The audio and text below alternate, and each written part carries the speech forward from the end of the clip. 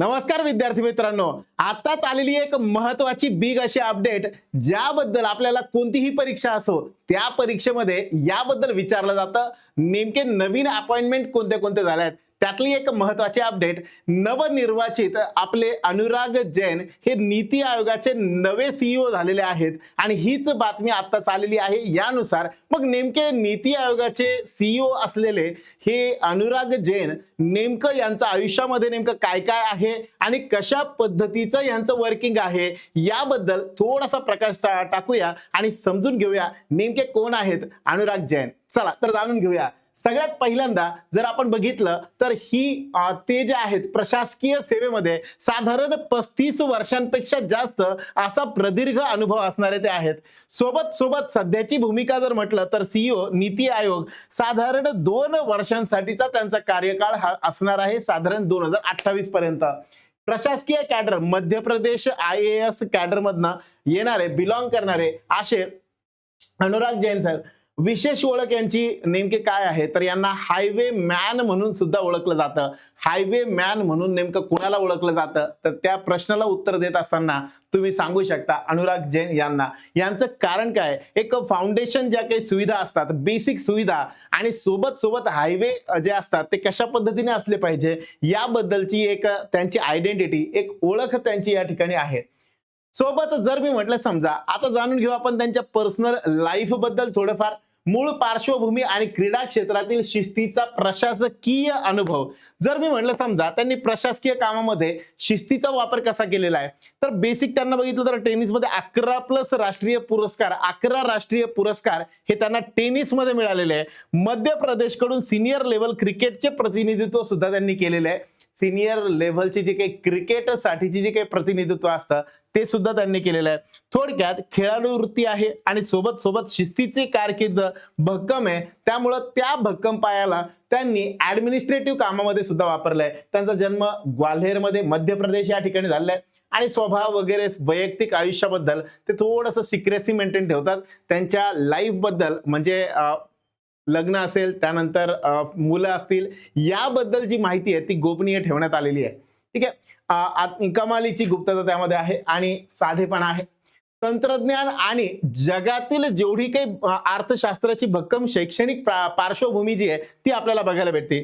साधारण गुणवत्तेमध्ये द्वितीय क्रमांकावरती असणारा IIT खरगपूर इथनं बीटेक इलेक्ट्रिकल इंजिनिअरिंग त्यांनी केलंय 1986 मध्ये। 1986 मध्ये त्यांनी बीटेक कंप्लीट केलेलं आहे IIT खरगपूर येतना। ठीक आहे, यानंतर त्यांनी MA पब्लिक ऍडमिनिस्ट्रेशन केलेलं आहे। MA public administration Maxwell school Syracuse university USA मधनं, USA मध्ये जाऊन त्यांनी पब्लिक ऍडमिनिस्ट्रेशन नेमकं काय असतं त्याबद्दल शिक्षण घेतलंय। मायक्रो मास्टर्स नावाचा जो कोर्स असतो MIT मधनं त्यांनी कंप्लीट केलाय। मॅसेच्युसेट्स इन्स्टिट्यूट ऑफ टेक्नॉलॉजी इथनं त्यांनी ते कंप्लीट केलेलं आहे। सो ओव्हरऑल जर बघितलं तर थोडक्यात एक म्हणजे इंजिनिअरिंग डिग्री सोबत सोबत पब्लिक ऍडमिनिस्ट्रेशन म्हणजेच ऍडमिनिस्ट्रेशनसाठी काय काय गरजेचं असतं त्या शिक्षण घेऊन त्यानंतर जे जे गरज पडत गेलं इकॉनॉमिक्स वगैरे जे म्हणतो आपण त्याच्याशी रिलेटेड त्यांनी शिक्षण मायक्रो मास्टर्स हे कंप्लीट केलेलं आहे। यानंतर सगळ्यात पहिल्यांदा आता येऊ आपण त्यांच्या वर्किंग वरती। मग कामांच्या बाबतीत, जबाबदाऱ्यांच्या बाबतीत त्यांनी कोणत्या कोणत्या जबाबदाऱ्या आतापर्यंत पार पाडल्यात त्यातली सगळ्यात पहिली जर मी म्हटलं समजा तर जिल्हा यांची अजून एक ओळख म्हणजे एकदम ग्रास रूट लेव्हल पासून यांनी सुरुवात केलेली आहे। एक जिल्हाधिकारी कलेक्टर म्हणून ते जॉईन झाले आहेत। सागर, मांडला, मंदसौर आणि भोपाळ 2001 ते 2004 या ठिकाणी त्यांनी उत्कृष्ट कामगिरी केलेली आहे। 2001 पासून तर 2004 पर्यंत कलेक्टर म्हणून चांगली जबाबदारी पार पाडलेली आहे। यानंतर 2005 मध्ये तत्कालीन 2005च्या वेळेस जे मुख्यमंत्री होते शिवराज सिंह चौहान साहेब तर यांचे सचिव म्हणून त्यांनी काम केलंय आणि यानंतर चीफ सेक्रेटरी म्हणून ऑक्टोबर 2024 पासून मध्य प्रदेशचे 35वे मुख्य सचिव म्हणून ते कार्यभार बघतात। सो ओव्हरऑल जर मी म्हटलं तर ह्या पद्धतीची त्यांची जर्नी जी आहे ती आहे आणि सध्या आपण जर म्हटलं तर त्यांच्याकडे सध्या सीईओ नीती आयोग जे आहे त्याचे सीईओ म्हणून पदभार जो आहे तो देण्यात आलेला आहे 2 वर्षांसाठीचा। यानंतर येतं मग हे सगळं मिळतंय का मिळतंय ह्याच्या मागची थोडी अजून नेमक्या त्यांनी केलेल्या अशा कोणत्या कामं आहेत, नेमकं कशा पद्धतीने त्यांनी वर्किंग केलंय, नेमकं भारताला त्यांनी काय दिलंय याबद्दल जाणून घेऊ. सगळ्यात पहिलं जनधन ते गतिशक्ती योजना. जर आपण बघितलं जनधन नावाची योजना आली होती, मग त्या योजनेमध्ये जनधनमध्ये पीएमओ 2011 ते 15 या काळामध्ये जगातील सर्वात मोठ्या वित्तीय समावेशन योजनेचे यशस्वी नियोजन जे आहे ते त्यांनी केलं होतं. जे आपल्याला माहिती आहे जनधन योजना आपल्या अकाउंटमध्ये 10-10 लाख रुपये येणार आहे असं म्हणून सगळ्यांचे अकाउंट ओपन करून घेतले होते. तर हे सगळं सुरळीत करण्यासाठी जे लीडला होते असे लीडला असणारे म्हणजे अनुराग जैन.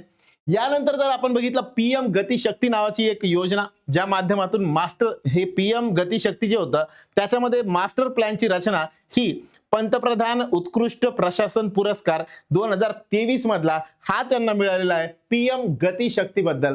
म्हणजे यामध्ये रोड्स असतील, हायवे असतील, ह्याला स्पीड देण्यासाठी, स्पीड बुस्टिंगसाठीचा जो प्रोजेक्ट होता पीएम गतिशक्ती, यामध्ये यांनी जे कामगिरी केली आहे त्याबद्दल त्यांना त्या प्रशासनाचा एक पंतप्रधान उत्कृष्ट प्रशासन पुरस्कार हा त्या ठिकाणी भेटलेला आहे. DPIITचे ते सचिव त्यावेळेस होते.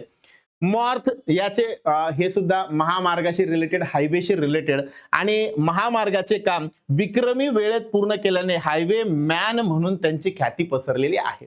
मग जर आपण बघितलं या 3 गोष्टी अशा आहेत की ह्यांच्यामुळं एक आयडेंटिटी त्यांना मिळालेली आहे आणि त्याच आयडेंटिटीच्या बेसवरती सध्या नीती आयोग जे आहे त्या नीती आयोगाच्या CEO पदी त्यांना जे विराजमान केलं जातंय. यामध्ये जर आपण बघितलं तर तंत्रज्ञान बेसिक सगळ्या तळागाळात काम केलेलं आहे, त्यामुळे तो अनुभव आणि धोरणात्मक अंमलबजावणी या तिघांचा त्रिवेणी संगम म्हणजेच अनुराग जैन. मग यामध्ये नेमकं काय असणार आहे? नीती आयोग CEO भविष्यातील भारताचे अचूक धोरणकर्ते असणार आहे. कारण काय, त्यांच्याकडे तंत्रज्ञान पण आहे, टेक्नॉलॉजीची जोड आहे, बेसिक फाउंडेशन मध्ये काम केलेलं आहे आणि तिसरं धोरणात्मक अंमलबजावणी. असे काही प्रोजेक्ट त्यांनी हँडल केलेले आहेत की ज्या प्रोजेक्टच्या माध्यमातून खूप कमी वेळेमध्ये जोडणी जी आहे ती झालेली आहे पॉसिबल, म्हणून त्यांना हायवे मॅन म्हणून सुद्धा ओळखलं जातं. अशा सगळ्या गोष्टी असल्यामुळं, या त्रिवेणी संगम असल्यामुळं या ठिकाणी नीती आयोगाचे CEO म्हणून भविष्यातील भारताचे अचूक धोरणकर्ते ते असणार आहेत.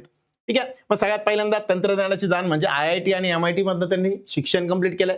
जिल्हाधिकारी MP मध्ये 2001 पासून 2004 पर्यंत जे बेसिक काम केलंय. आणि तिसरं महाकाय प्रकल्प, जिथं मॉर्थ असेल किंवा DPIIT म्हणजे गतिशक्ती असेल, जनधन योजना असेल, हायवेची डेव्हलपमेंट असेल, ह्या सगळ्या गोष्टींमध्ये त्यांनी जे काम केलेलं आहे त्यामुळं त्यांना या ठिकाणी म्हणू शकतो आपण की 3 गोष्टींचा संगम त्यांच्यामध्ये आपल्याला बघायला भेटेल. मग आता भारताच्या भविष्यातील विकासाला नवी देशाची दिशा देण्याची धुरा जी आहे ती आता यांच्या खांद्यावरती आहे. कॅबिनेटच्या नियुक्ती समितीने ACC जी असते त्यांच्या समिती असते, जी कमिटी आहे त्या कॅबिनेट कमिटीने अनुराग जैन यांच्यावर पुढील 2 वर्षांसाठी नीती आयोग CEO म्हणून विश्वास टाकला आहे. त्यांच्या प्रदीर्घ अनुभवामुळे भारताच्या विकासाच्या धोरणांना एक नवी गती आणि अचूक दिशा मिळेल यात शंका नाही. असे अनुराग जैन यांच्याबद्दल आपल्याला एक्झाम पॉइंट ऑफ व्ह्यूने पण फार महत्त्वाच्या गोष्टी आणि देशामधल्या काही गोष्टी ज्या अपॉइंटमेंट्स नवीन होत आहेत त्या आपल्याला माहिती असणं खूप जास्त गरजेचं आहे.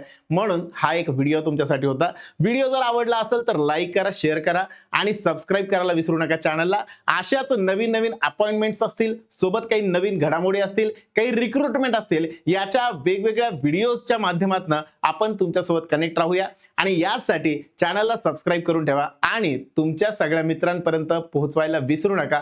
मॅक्सिमम लोकांपर्यंत शेअर करा. Thank you very much. Good day to all of you.